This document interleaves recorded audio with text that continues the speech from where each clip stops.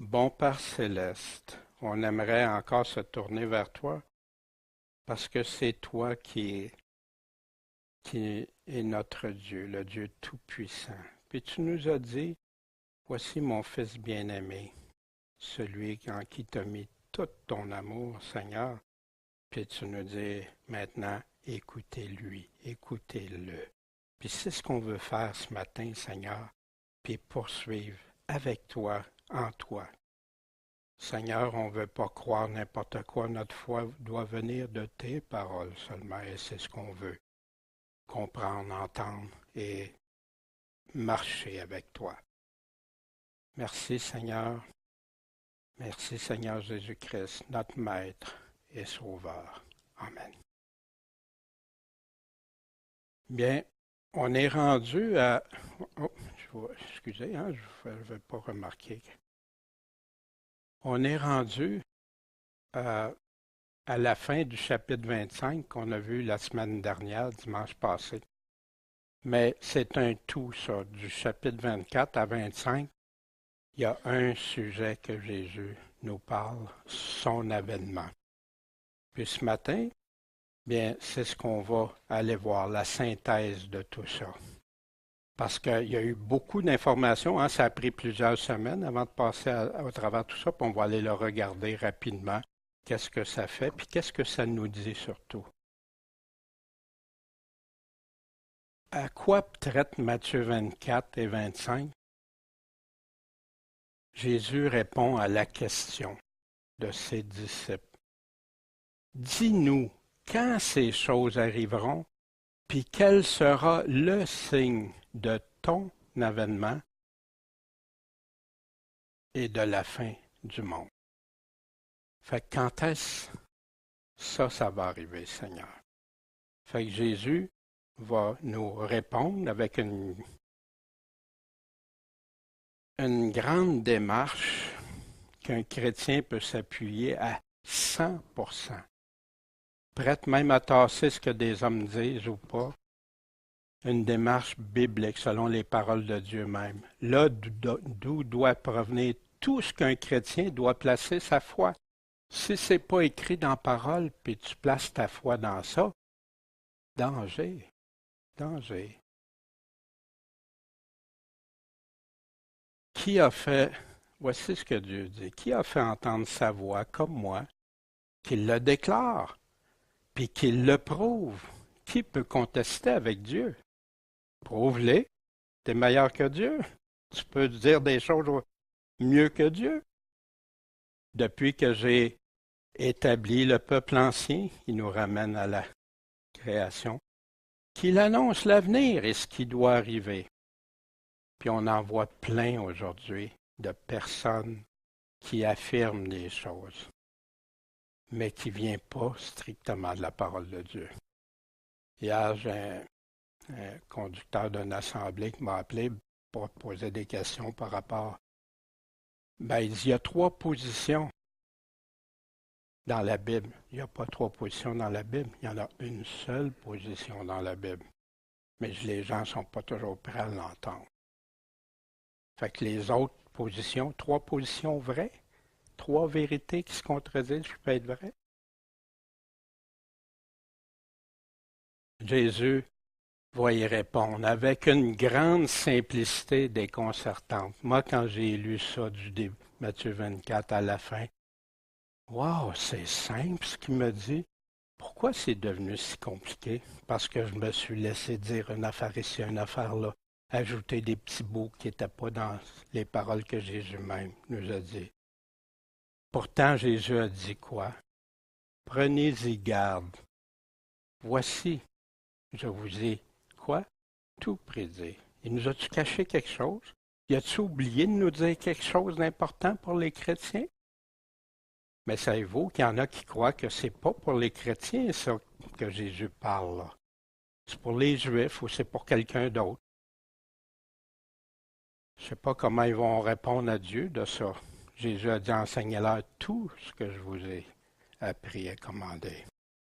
Voici la synthèse rapidement. On a regardé en 4 étapes, 4 phases. C'est parce que C'est gros, hein? C'est comme il y a plusieurs affaires. Fait qu'on regarde qu'est-ce que Jésus à partir des paroles. Première chose que Jésus dit pour répondre à la question, attention, que personne ne vous séduise. Oh, important. Il nous dit qu'il va y avoir des guerres, puis des rumeurs de guerre, puis des conflits. Hein? On ne voit pas ça, mais ça va arriver un jour. Vous comprenez que c'est pas le cas. Des famines en divers lieux sur la terre, des tremblements de terre, des épidémies, des pestes qui vont survenir. Mais Jésus rajoute tout ça, là, ça va être juste le début.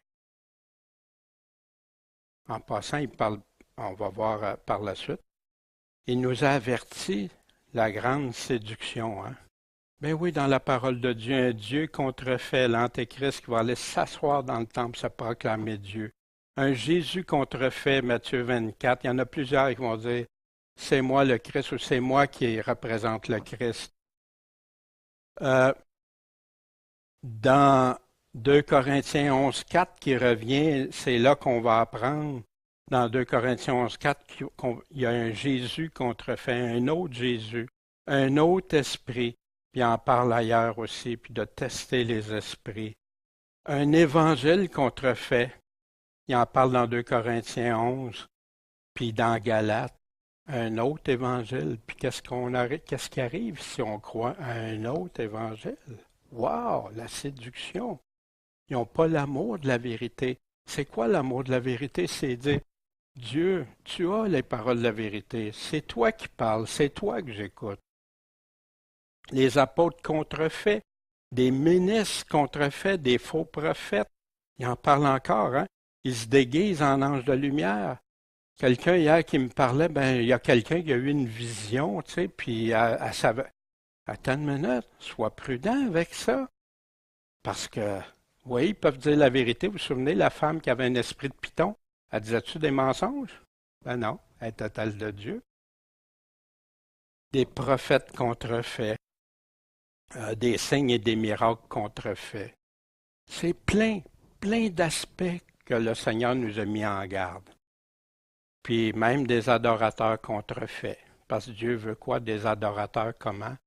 En esprit et en vérité. Dieu ne tolère pas le mensonge. Dieu dit, je hais le mensonge. David répète la même chose, je hais le mensonge. Puis où iront les menteurs? Wow! Dans la deuxième phase, on avait vu attention, encore, il nous avertit une deuxième fois pour les séductions, avant de commencer l'autre phase. Il dit qu'il va y avoir de l'iniquité, de l'injustice, du péché, puis ça va faire refroidir l'amour. Mais il dit ceux qui persévéreront jusqu'à la fin seront sauvés. Après ça, il nous parle de persécution, que vous allez être persécutés, puis l'Esprit Saint va être avec vous pour vous dire quoi répondre. Il y en a qui croient que l'Esprit Saint va être enlevé avant. Ben non, si l'Esprit Saint n'est plus là, comment il peut, voyez-vous? Des trahisons. Il dit qu'ils vont se trahir. Il parle de l'Église, là. Il parle des frères de l'Église. Ils vont se trahir les uns les autres. Puis on sait pourquoi maintenant. On a regardé, bien oui, puis Jésus va nous en parler dans quelques instants. Il dit que sa parole, l'Évangile, doit être amené partout dans le monde. Vous savez que dans le temps de Paul, c'était déjà une situation qui n'en parle, mais il y a des peuples qui se sont bâtis au fil des années. Puis là, l'Évangile a été prêché à beaucoup de nations, mais ils l'ont rejeté. Il y en a qui l'ont accepté, il y en a qui l'ont rejeté. Bien, mais ça va être toute nation, il n'y a pas une nation qui va pouvoir dire, vous ne le saurez pas, vous tous vont le connaître. L'abomination, ça ne veut pas dire que tout le monde individuellement, il ne dit pas tout le monde individuellement, mais tous ceux. Puis ceux qui empêchent l'Évangile de progresser, bien, il en parle dans le Nouveau Testament aussi, qu'est-ce qui va leur arriver. Et c'est là que Jésus nous dit, quand vous verrez l'abomination que Daniel parle. Vous vous souvenez, il nous a rapporté à Daniel, puis on avait été regardé dans le chapitre 7, 8, 9, 11 et 12 de Daniel, il parle de l'abomination à chacune des fois. puis il nous dit qu'est-ce qu'il y en est. Fait, mais qui va commettre cette abomination-là? C'est l'Antéchrist quand il va s'asseoir dans le temple, puis se proclamer lui-même Dieu. On va regarder ça. Et là, quand l'abomination se fait, c'est là qu'il est dit, la tribulation comme jamais, une grande tribulation va arriver, va survenir.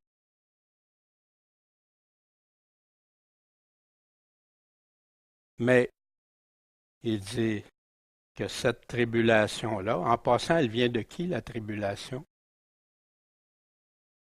Qui va attaquer les chrétiens? Qui va les persécuter? Qui va faire ça? Parfois, il y en a qui mélangent la colère de Dieu. La colère de Dieu, il nous dit c'est quoi? Ça, c'est l'Antéchrist avec le malin qui fait la tribulation contre les chrétiens.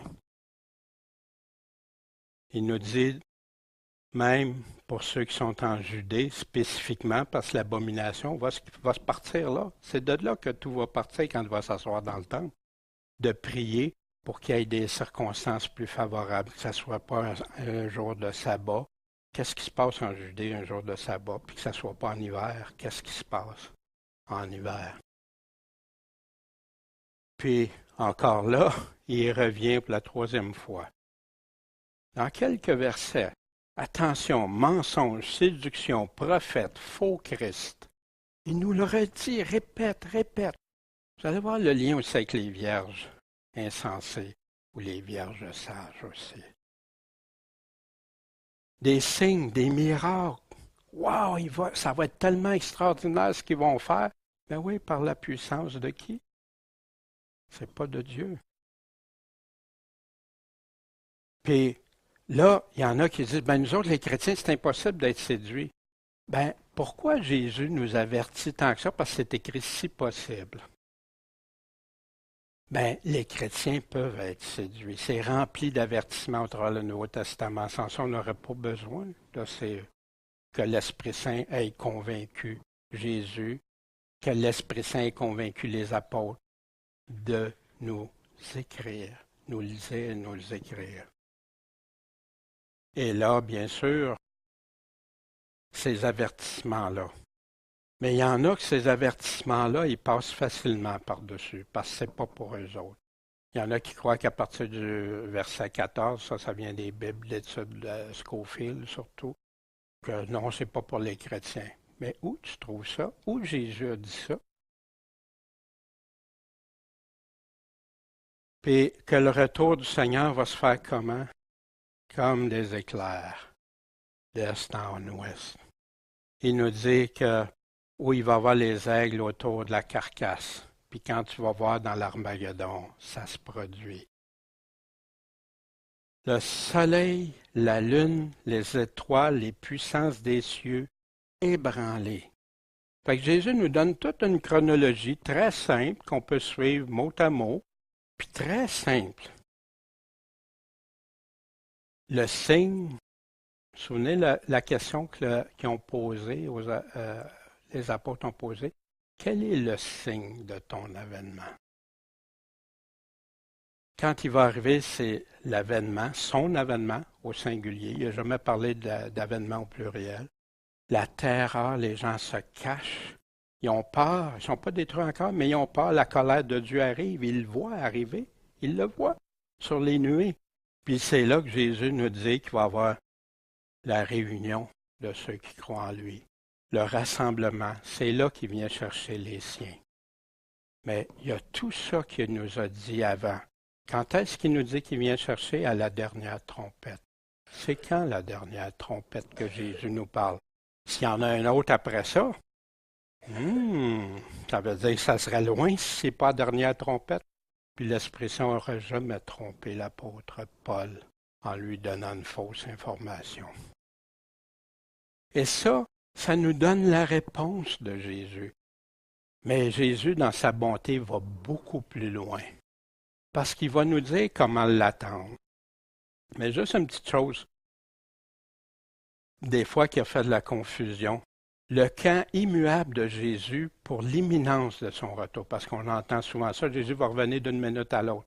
Mais Jésus, il dit non, il faut qu'il arrive ça. Paul nous dit non, il faut que voyons, l'apostasie puis l'Antéchrist s'assoient dans le temple avant son retour, son avènement, puis la réunion, le rassemblement.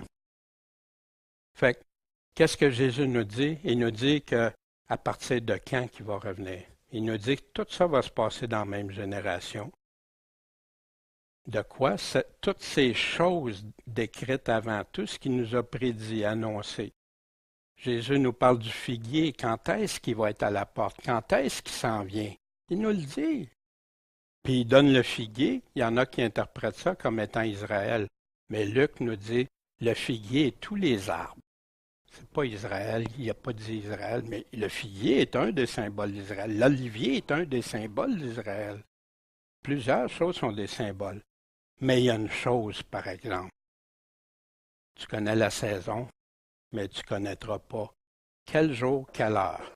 Il y en a plein qui ont fait des prophéties mensongères.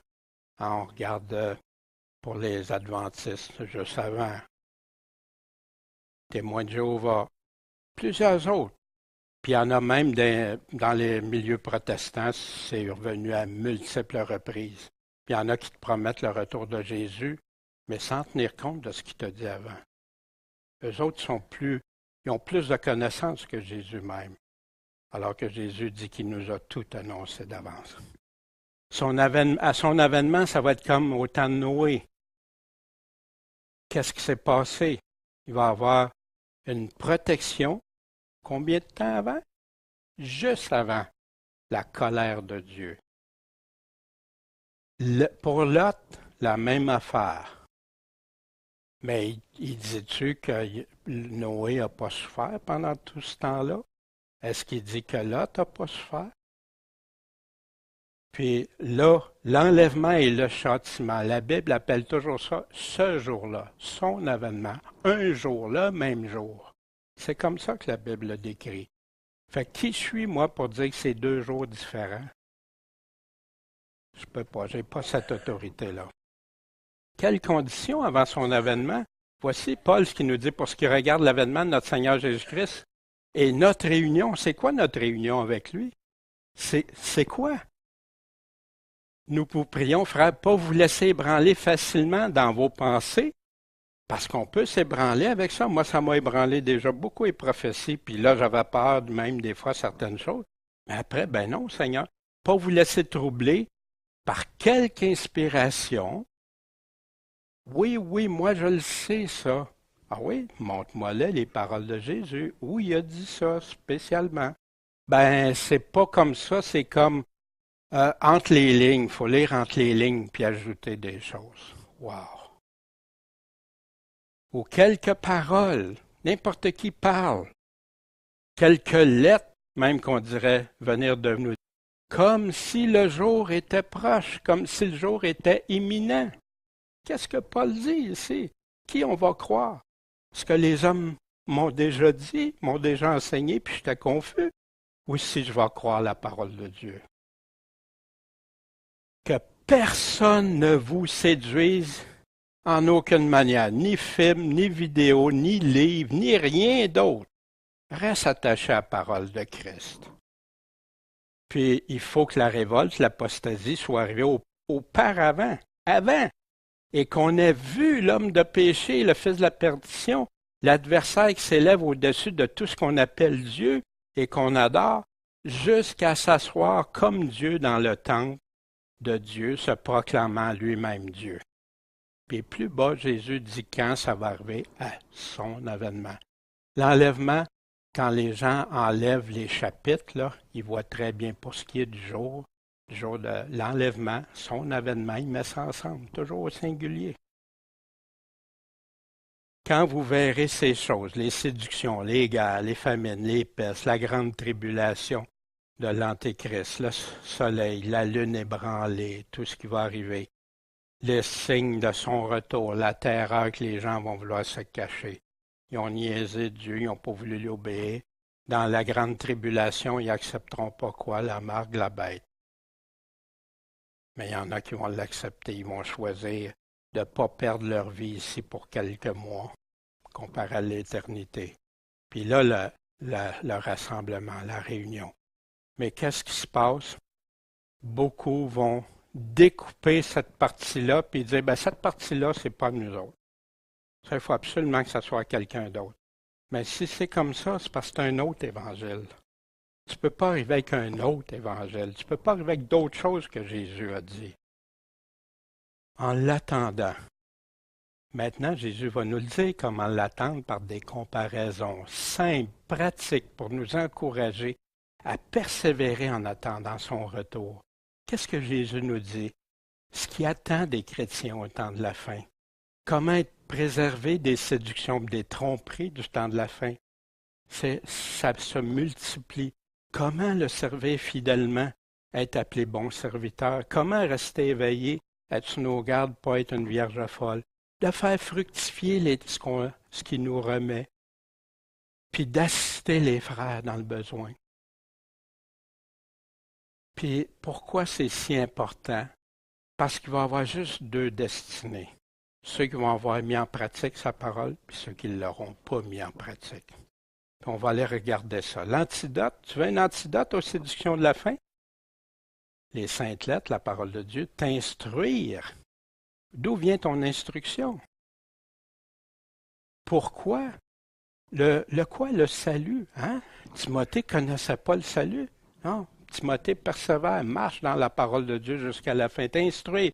Tu as des questionnements, tu ne sais pas si c'est vrai ou pas vrai. Va voir là la foi qui est en Jésus-Christ, par la foi en lui. Toute l'Écriture est divinement inspirée. Ça vient de Dieu, utile pour enseigner.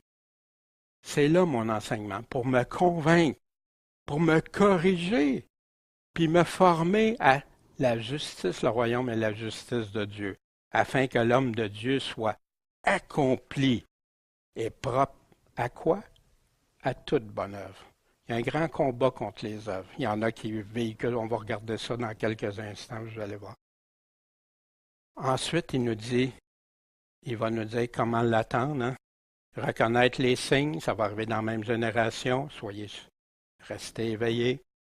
Mais vous connaissez ni le jour ni l'heure, mais vous allez connaître la saison. Vous allez reconnaître ce qui s'en vient. Comme Noé, l'arche, le déluge, mais ça va arriver comme ça, l'enlèvement, puis la colère de Dieu va arriver comme c'est arrivé le jour où Noé est entré dans l'arche, puis le déluge s'est déclenché. Un autre prix, un laissé. Puis c'est étrange, hein, parce que les gens disent ça, c'est pas pour le chrétien, mais ça, c'est pour le chrétien. Un prix, l'autre laissé. Il découpe les paroles de Jésus de son contexte. Il dit, comme un voleur, je vais revenir, ça va être soudain. Comme un voleur, veillez.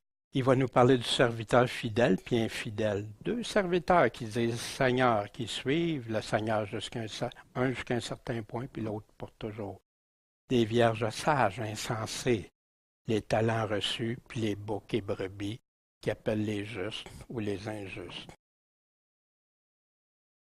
Faites un petit tableau synthèse, vous savez, j'aime ça, moi ça me donne une image plus claire.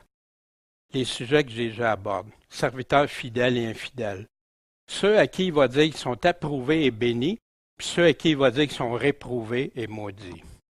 Puis la conclusion de ces deux destinées-là, un côté ou l'autre. Il n'y a pas d'entre-deux avec Jésus. Jésus, c'est clair, c'est précis. Fait que les serviteurs fidèles et infidèles que Jésus parle, ceux qui sont approuvés, bénis, sont prudents. Ils donnent la nourriture convenable au temps de la faim. La parole de Dieu est distribuée. Je crois sincèrement que c'est ça. Mais ça peut être aussi pour nourrir. Je ne contesterai pas ça. Mais la nourriture au temps convenable, c'est ça que dans Daniel, il nous dit qu'ils vont nourrir les intelligents, vont nourrir les hommes, vont leur apporter. Puis au temps de la faim. Les réprouvés maudits, qu'est-ce qu'ils font? Ils abandonnent. Pourtant, ils attendent le Seigneur. Mais là, ils trouvent que ça prend trop de temps à arriver. Il devait arriver bien avant. Fait qu'ils retournent dans le monde, hein? Puis ils vont battre leurs compagnons de service. Ça veut dire qu'ils vont trahir les personnes qui servent le Seigneur. Ils vont trahir ceux qui sont fidèles. Puis c'est ça que dans Daniel, il nous dit que l'Antéchrist, il va faire une alliance avec les traîtres de l'alliance éternelle. Puis en conclusion, qui va être fidèle? Qui ne va pas abandonner pour le monde, mais persévérer, nourrir, qui ne trahiront pas? Ben, c'est ceux qui vont être bénis. Est-ce que c'est un avertissement que Jésus me donne? Oui, il me donne. Daniel. Puis on comprend mieux aussi quand il dit persévère jusqu'à la fin. Toute l'importance de ça. Les vierges sages et insensés, la différence, il y en a, vous savez, qui donnent toutes sortes d'interprétations, mais Jésus nous le dit tout simplement. Très simplement, il nous donne la conclusion. Il y en a qui étaient préparés à attendre longtemps, plus longtemps, une longue attente. Puis les insensés, ils ne sont pas préparés à une longue attente. Oh non, non, il va revenir bien avant, je le sais, regarde, mon pasteur me l'a dit, ou un tel me l'a dit, ou regarde, j'ai lu tel livre, telle vidéo, puis il m'a dit qu'il arriverait n'importe quand, là. Il va venir me chercher avant que je vive quoi que ce soit. Il a dit ça aux apôtres. Il a dit ça aux ceux de l'Inquisition.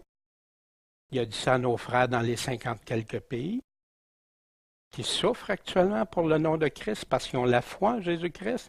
La foi, ils ne l'abandonnent pas. Ils ne le renient pas. Mais trop tard après, la porte est fermée. Il y en a qui disent qu'on va avoir une deuxième chance après. Jésus il dit la porte est fermée. Qui je vais croire? Qui c'est sage? Qui est insensé? Puis dans quelle destinée un ou l'autre va aller? Mais savez-vous pourquoi il y en a beaucoup des chrétiens qui ne veulent pas que ça soit pour eux autres? Ils ne veulent pas. Ils ne veulent pas l'entendre. Ils ferment l'oreille. Il aime mieux croire les choses agréables. Mais Jésus nous le dit clairement. Talent remis à chacun. Les approuvés bénis font fructifier, produisent en doublant. Hein? Éric nous a parlé l'autre fois, hein? Il y a une bonne observation, il y a doublé. Hein? 5 ou 2, ils ont doublé. Mais l'autre, réprouvé, maudit, il cache, il garde pour eux autres. Ils n'osent pas. C'est des lâches, des mauvais serviteurs, méchants serviteurs que Jésus lui dit. Mais il dit pourquoi?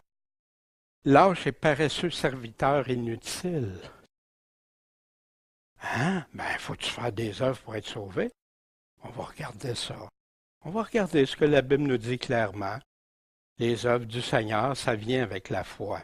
On fait ce qu'il nous demande. On ne s'ostine pas avec lui.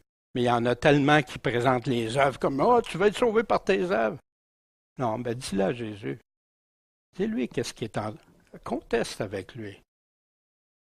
Les bergers séparent les brebis et les boucs.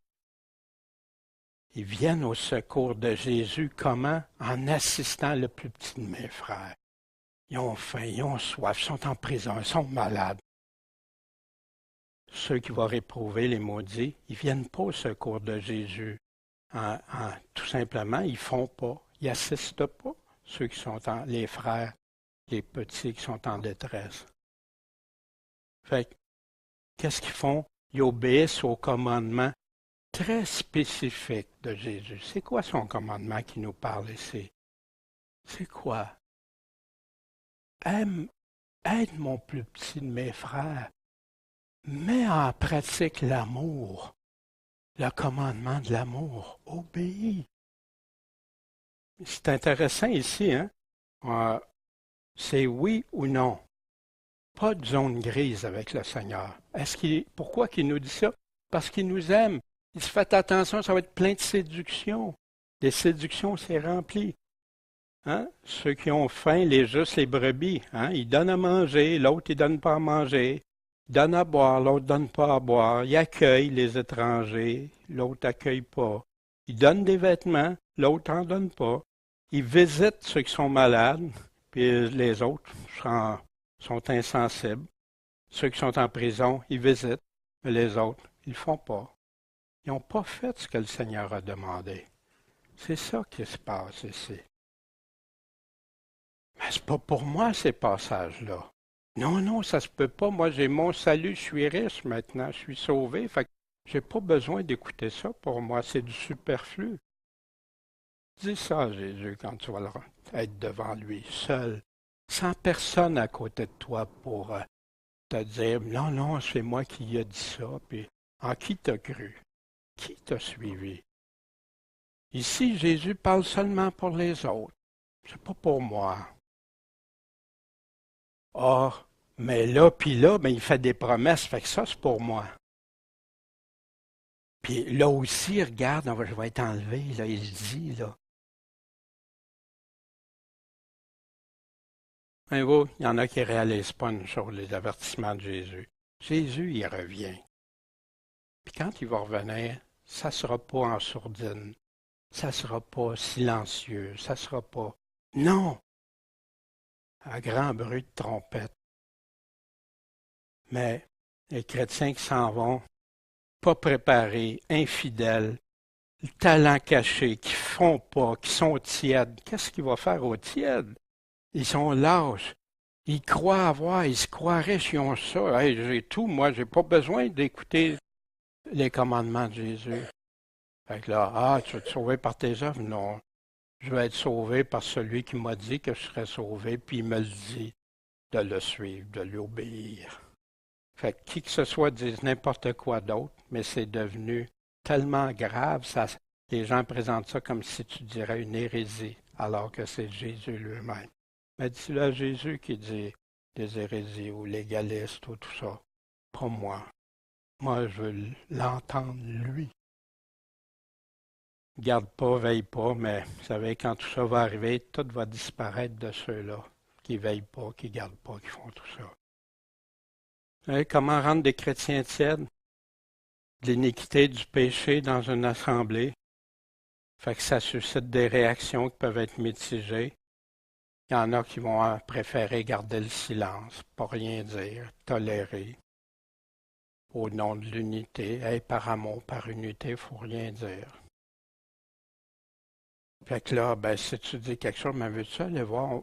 Je te juge pas, mon frère, je veux juste te montrer ce que Dieu dit. Parce que je t'aime. C'est ton âme qui peut être en danger. Ben là, tu manques d'amour. Mais quel amour tu manques? Celle du monde ou celle de Dieu? Tu n'as pas le droit de juger. Non, je ne te juge pas. Dieu le fait par sa parole. C'est à lui que tu répondras pas à moi. Fait que là, quand tu arrives avec la parole de Dieu, c'est du légalisme. Alors que la Bible, vous le savez très bien, c'est quoi le légalisme? C'est retourner sous la loi de l'Ancien Testament, tout simplement. Mais les gens aiment inventer des slogans, des phrases. Puis la lettre qui tue, hein? Puis il nous dit très clairement, la lettre qui tue, vous le savez ça aussi, hein? C'est quoi? C'est l'Ancien Testament que Paul parle. Mais Jésus a les paroles de la vie éternelle. Jésus, les paroles que Jésus dit sont esprit et vie. C'est ces paroles qui sont l'esprit et la vie. Fait que là, ça amène plein d'églises à avoir des positions tièdes, puis une grande tolérance. Pourtant, Jésus a donné des commandements très spécifiques. Vous vous souvenez, dans Matthieu 18, on l'avait vu. Qui saura nous préserver si j'ai peur pour ça? Dieu qui n'a pas épargné l'ancien monde, il a préservé Noé, le 8e, le prédicateur de la justice, quand il a envoyé le déluge sur le monde des impies. Puis les Sodome et Gomorrhe qu'on donnait à destruction, il l'a donné à l'exemple pour qui? Pour ceux qui vivraient dans l'impiété. Mais il y en a qui disent, tu peux vivre dans l'impiété et être sauvé pareil. Tu ne trouveras pas ça nulle part dans la Bible. Nulle part. Et c'est le contraire que tu vas trouver. S'il a délivré le juste Lot, qui souffrait de la conduite infâme de ses abominables, pourquoi? Parce que ce juste demeurait parmi eux. Ça affligeait chaque jour son âme juste de voir ce qui se passait dans le monde. À cause de ce qu'il voyait, apprenait de leurs méchantes actions. Mais le Seigneur sera délivré de l'épreuve qui, ceux qui l'honorent, puis garder les injustes pour être punis au jour du jugement. Sois fidèle. N'aie pas peur de le suivre, malgré tout ce qui peut se passer autour. Quand tu lis que tu es influencé, voulez-vous lire à voix haute très rapidement? Vous en souvenez, hein, de c'était ça, hein? Au début, ça va bien, mais plus tu vas, plus la confusion arrive. Parce que ce que tes yeux voient, t'emmène pas, ça marche pas. Il y a du mensonge dans ça. C'est pas vrai que c'est rouge. C'est pas vrai que c'est vert. C'est pas vrai, c'est pas vrai, c'est pas vrai. Mais au début, ça part, ça va bien. Ah ben oui, je suis capable de composer avec ça. À un moment donné, les chrétiens deviennent tout confus parce qu'ils sont influencés par des doctrines étrangères. Une doctrine étrangère, c'est tout ce qui vient des mots qui ne sont pas dits par Dieu. Tout ce que l'homme ajoute ou enlève même. Qui a les paroles de la vérité? Toutefois, le solide fondement de Dieu demeure, ayant ce sceau. Le Seigneur connaît ceux qui sont à lui. Vous vous souvenez, quand le Seigneur va emmener, va trier, va faire le choix. Et quiconque invoque le nom de Christ, qu'est-ce qu'il doit faire? Qui se détourne du péché. T'as pas, il y en a qui disent non, non, tu peux rester dans le péché. C'est pas ça qu'il nous dit partout. Garde, Paul qui parle, garde le commandement sans tâche et sans reproche jusqu'à l'avènement de notre Seigneur Jésus-Christ. Persévère, Timothée, garde le commandement, obéis au Seigneur. Si quelqu'un enseigne autrement et ne s'attache pas à quoi? Aux paroles salutaires de notre Seigneur Jésus-Christ. Jésus-Christ nous les a toutes données. Il y en a qui enlèvent des parties, ils prennent juste des parties, mais Jésus nous a toutes données pour avoir le salut. Mais il y en a qui réduisent ça juste à une petite formule. Quelle tristesse! On va avoir des grandes surprises. Et à la doctrine qui est selon quoi? La piété. Mais la doctrine n'est pas aimée aujourd'hui. Les gens aiment mieux des fables agréables, des choses. La précision, la simplicité. Les paroles pures de Dieu. Que la parole de qui? De tel pasteur, de telle église, de telle dénomination, de Christ habite abondamment en vous, en toute sagesse. Instruisez-vous et exhortez-vous les uns les autres. Hein? On a fait ça cette semaine par des psaumes, des cantiques chantant dans vos cœurs au Seigneur avec reconnaissance. Ça a été béni, hein? Quand on a eu cette rencontre-là. Puis il va y en avoir d'autres, on va en reparler tantôt. D'où est la simplicité. Il n'y a pas de confusion. Au début, il y a des affaires qui peuvent me sembler difficiles à comprendre, mais quand je m'affermis dans la parole de Dieu, ça devient. Il y en a qui osent choisir les paroles agréables, les promesses. Parle-moi juste de la grâce, mais parle-moi pas des exigences. Ici, Jésus disait, mes brebis entendent ma voix et je les connais, puis elles me suivent. C'est quoi sa voix? Sinon, ces paroles qu'il nous a laissées. C'est quoi le suivre? Porte ta croix, suis-moi, obéis à mes commandements. Je leur donne la vie éternelle, mais périront jamais. Puis personne ne les ravira de ma main. Mais, vous savez ce qui se produit, hein? Ceux qui aiment juste entendre les choses agréables, qu'est-ce qu'ils font? Puis là, ils promettent aux gens que quoi qu'ils fassent, ils sont sauvés, Jésus leur a promis. Ça rend difficile ou impossible même à comprendre le vrai contexte. Ça déforme l'intention des paroles de Jésus quand tu découpes. Ça permet d'affaiblir, de compromettre, même annuler ce que Jésus est en train de te dire. Qui a l'autorité de choisir les paroles qui leur conviennent au détriment de l'intégrité des paroles de Jésus? Qui a le droit de faire ça? Pourtant, c'est fait à multiplier. Écoutez des prédications, c'est rempli. Ils ne prêchent pas la parole de Dieu, ils servent la parole de Dieu pour amener des paroles humaines. Qui peut dire qu'il est plus en mesure de choisir pour encore mieux expliquer que Jésus lui-même? Wow! Il ne réalise pas. Puis j'ai été dans ça.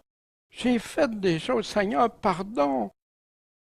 J'ai prêché autre chose que ta parole. Pourtant, qu'est-ce que j'ai besoin de temps inventé?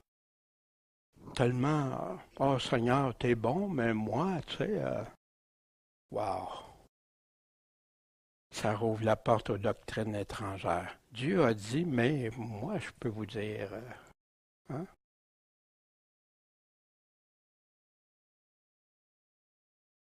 Pourquoi la confusion les ajoute? Tu as les paroles pures de Dieu.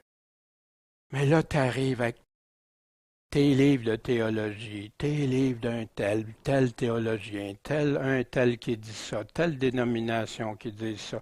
Il y en a des millions de livres. Pourtant, Jésus, il dit quoi? Il dit ceux qui mettront en pratique les livres de théologie, ceux qui, etc. Jamais, jamais.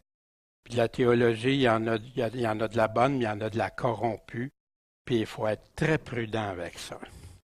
Des théories et des opinions humaines. Dieu dit, mais c'est pas suffisant. Je dois toujours y ajouter pour comprendre, pour compléter, pour l'améliorer. C'est faux. C'est pas ça que Jésus dit. Mais ça va disparaître, tout ça. Qu'est-ce qui va durer quand je vais passer devant le Seigneur? Seules ces paroles. Seules. N'ajoute rien à ces paroles. Je sais que vous le savez, mais c'est ça, puis on le voit dans l'enlèvement, là, toute la confusion que les églises ont aujourd'hui, parce qu'il y a mieux croire les choses agréables, ils ne veulent pas enlever, puis croire. N'ajoute rien à ces paroles, puis avouez eux autres même qu'il n'y a nulle part qui dit qu'il va y avoir un enlèvement avant. Non, c'est pas écrit comme ça, mais si on prend des bouts ici et là, puis on peut faire quelque chose avec, bien là, on peut croire ça. De peur qu'il ne te reprenne, que Dieu te reprenne et que tu sois trouvé menteur. Wow!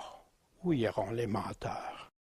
Wow! Moi, non, Dieu, qui fait que je ne dise pas rien qui est contraire à ta volonté.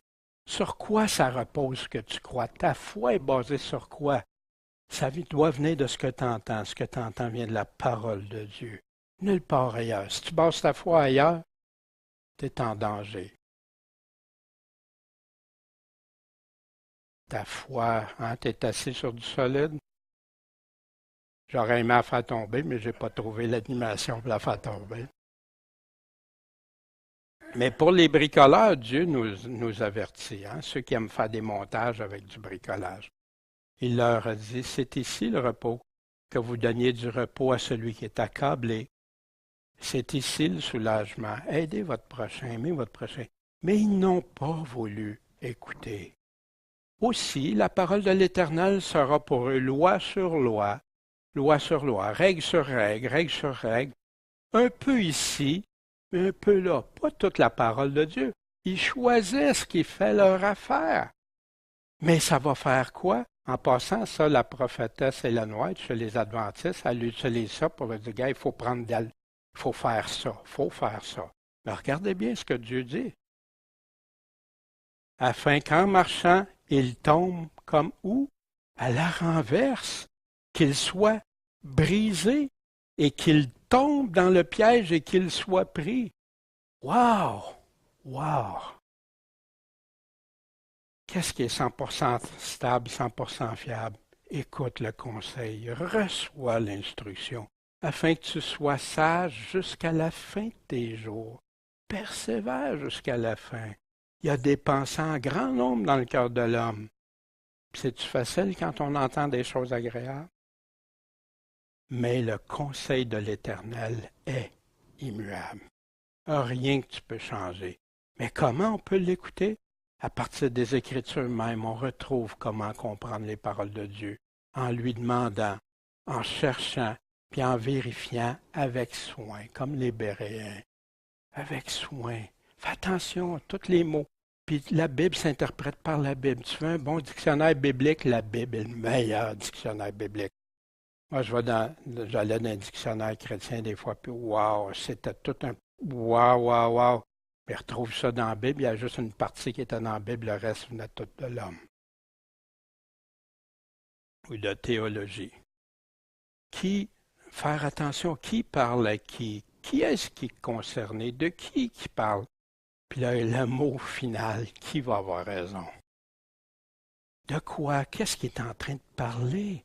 C'est quoi la question précise qu'il est en train d'aborder? Il y en a qui prennent ça et ils partent partout, hein? Non, c'est quoi qu'il est en train de te dire?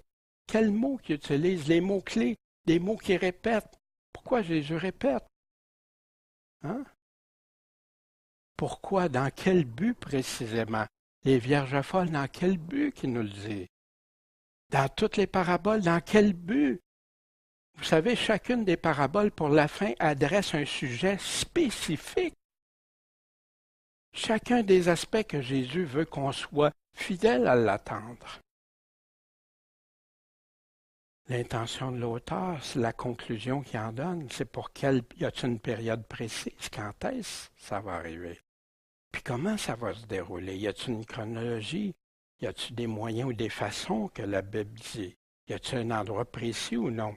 Ou y a le même sujet précis est-il abordé ailleurs? Y a-t-il une autre place qui parle du même sujet? C'est là les passages parallèles pour nous aider à comprendre. Puis combien? Y a-t-il des nombres? Y a-t-il quelque chose qui est quantifié en nombres, en années, en jours? Quelle ampleur ça a dans le combien? Quelle importance ça va avoir? Mais si je considère l'ampleur de ce que Jésus vient de me dire dans les paraboles, wow, wow. Le combien, là, combien je vais être béni ou combien je vais être maudit. Wow.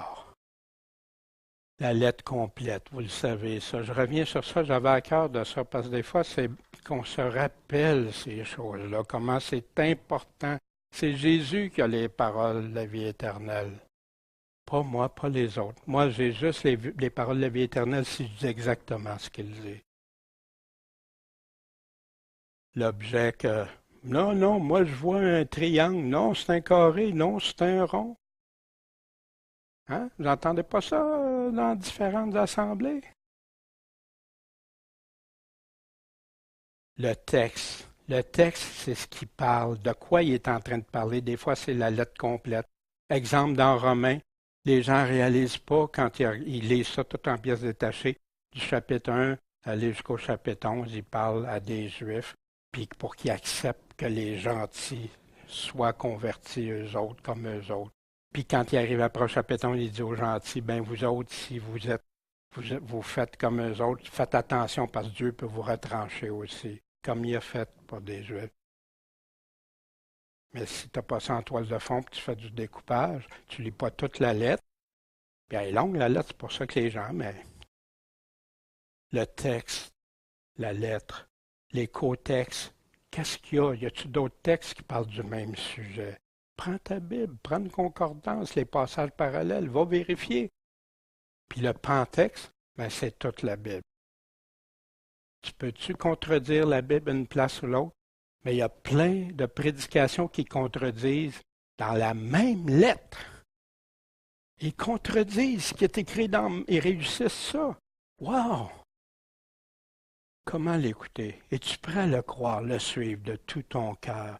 Lui fais-tu pleinement confiance? Laisse faire ce que les hommes disent. Concentre-toi sur ce que Jésus. Tu ne le regretteras pas pour toute l'éternité. Aimes-tu assez ton prochain pour l'avertir? Puis tes frères, tes sœurs qui ne suivent pas fidèlement le Seigneur, oh c'est dur ça, hein? On se fait souvent rejeter, puis traiter de légaliste, puis de juge, puis etc. Mais si je vois un frère dans l'erreur, si je suis capable de sortir un frère de l'erreur, je peux sauver une âme de la mort. Sois vraiment comme des Béréens. Sois un serviteur qui va se faire dire par Jésus, bon et fidèle serviteur. Tu as nourri au temps nécessaire. Sois béni. Entre dans la joie de ton maître. Y a-t-il quelqu'un de nous autres qui ne veut pas entendre ça? Qui ne veut pas entendre le contraire? Mais tous disent qu'ils vont être les bons serviteurs, mais sans suivre ce que Jésus dit. Ils veulent le titre, mais ils ne veulent pas ce qui vient avec. Entre, entre avec moi, Vierge sage. Tu étais préparé, tu étais prête, tu as persévéré, tu as été jusqu'à la fin, tu as compris que j'arriverais peut-être plus tard que tu pensais. Entre, serviteur utile, reçois en abondance parce que tu as fait fructifier tes talents reçus. Wow! Moi, ça m'encourage au bout. Parce que des fois, on vient décourager. Seigneur, il me semble qu'on fait ça, puis ça. Entre, ma brebis juste. Tu as fait ce qui comptait vraiment à mes yeux. Tu as assisté mes petits frères en détresse. Wow! Tu dis qu'on peut tout aider tout le monde? Non, mais ceux que le Dieu met sur ta route, ceux que tu sais qui vivent des persécutions et des choses, as-tu quelque chose que tu peux faire? Oui. Mets-toi pas en détresse, le Seigneur le dit, la parole en parle. Mais tu peux-tu faire quelque chose? Voyez-vous, ce matin, c'est une synthèse. Je vais dire, ben, c'est ça, Daniel, on le sait, ça, tout ça, puis tu reviens là-dessus. Oui, mais c'est pour rattacher tout ça ensemble, puis s'encourager les uns les autres. Qui je veux suivre, qui je veux aimer de tout mon cœur, mes forces, qui je crois. C'est ça, qui je crois, l'homme ou Dieu. Ça revient toujours à ça. Maudit celui qui se confie en l'homme, mais béni celui qui se confie en Dieu. Tu as les paroles de la vie éternelle, Seigneur. Bon Père céleste, merci, merci Seigneur de nous avoir laissé ce rocher solide sur lequel on peut s'appuyer. Puis quand tu parles, Jésus, tu es la parole du Père, tu es la parole de Dieu. Tu nous parles, tu nous exhortes, tu nous avertis, tu nous promets, Seigneur.